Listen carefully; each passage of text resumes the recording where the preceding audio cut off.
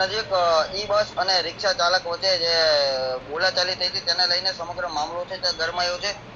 વાત કરીએ તો હાલ તો જે ઈ બસના તમામ ડ્રાઈવરો અને કંડક્ટરો જે છે તેઓ અચોક્કસ મુદ્દતની હડતાલ ઉપર ઉતરી ગયા. સમગ્ર ઘટનાની વાત કરીએ તો ઘોઘા ગેટ પાસેથી જયારે ઈ બસ નીકળી રહી હતી તે દરમિયાન રિક્ષા ચાલક છે તેને રિક્ષા લઈને રોડ ઉપર જાય તે દરમિયાન ડ્રાઈવરે રિક્ષા ચાલકને એવું કીધું કે તમારું જે રિક્ષા છે થોડી સાઈડ બોલો. તેને લઈને રિક્ષા ચાલકનો જે રિક્ષા ચાલક છે તે ઉગ્ર બોલાચાલી પર ઉતરી આવ્યો હતો. ત્યારબાદ રિક્ષા ચાલકે બ્લોક અને પથ્થર વડે ઈ બસ ઉપર પથ્થરમારો પણ કર્યો હતો અને જે પેસેન્જર છે તેને પણ પ્રાથમિક સામાન્ય ઈજાઓ પહોંચી હતી. તેમને પણ હોસ્પિટલ ખસેડવામાં આવ્યા હતા.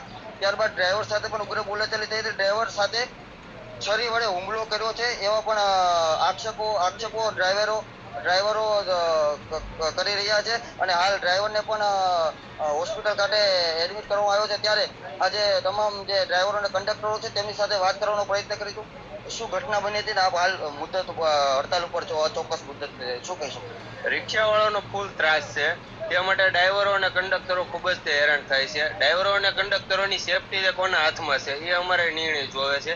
તે માટે અમે હડતાલ રાખી છે. અત્યારે રૂપમ ચોકે રિક્ષાવાળાએ ડ્રાઈવર ઉપર છરીનો ઘા કરતા ડ્રાઈવર ઘાયલ થયો છે અને એ ઘાયલ થવા હોવા છતાં અત્યારે સલટી હોસ્પિટલમાં ગયા છે.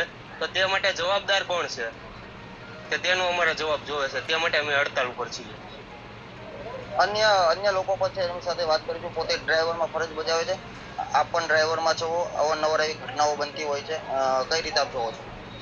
આ વારા ઘડીએ આવી અવારનવાર ઘટના બને છે અને અમારી અત્યારે એટલી જ માંગ છે કે જેને અમારા ડ્રાઈવર ઉપર ઘા કર્યો છે તેને 302 અથવા 307 લાગી જોવે અને એને અંદર કરે પછી તમે પાછા અડશું નહીં. આ દરરોજની રામાયણ છે. ક્યાં સુધી આ હડતાલ ચાલુ રહેશે? જ્યાં લગીન પાકો નિર્ણય નહીં આવે ત્યાં સુધી હડતાલ થઈ છે. બસ અહીંયાથી નહીં હલે. જવાબ આવશે પછી જ હલશે. અંદાજિત કેટલા સિટી બસના જે પડ્યા છે તે આજે થંભી ગયા છે? અંદાજિત 50 બસોના ડ્રાઈવરો અને કંડક્ટરો અત્યારે હાલમાં તળાવમાં છે ને બસો અહીંયા છે. કેટલા કર્મચારીઓ? 100. 50 ડ્રાઈવરો, 50 કંડક્ટરો, 100 ડ્રાઈવરો ને 50 બસો. જ્યાં લગીન પાકો જવાબ નહીં આવે ત્યાં લગીન. અને જે ઘા કરવા વાળો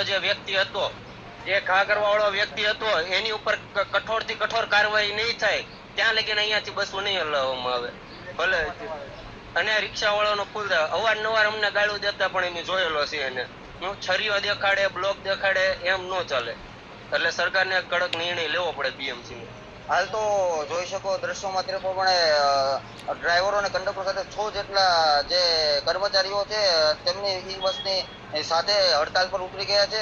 વીટીવી અધિકારી સાથે પણ વાત કરવાનો પ્રયત્ન કર્યો તો અધિકારીનું એવું કહેવું છે કે બપોર સુધીમાં આ લોકોનો જે પ્રશ્ન છે તેનું નિરાકરણ આવશે. પરંતુ જે ડ્રાઈવરો અને કંડક્ટરો છે તેઓ હાલ તો અચોક્કસ મુદ્દત પર ઉતરી ગયા છે. Kishan Baraiya, VTV news, Bhavnagar.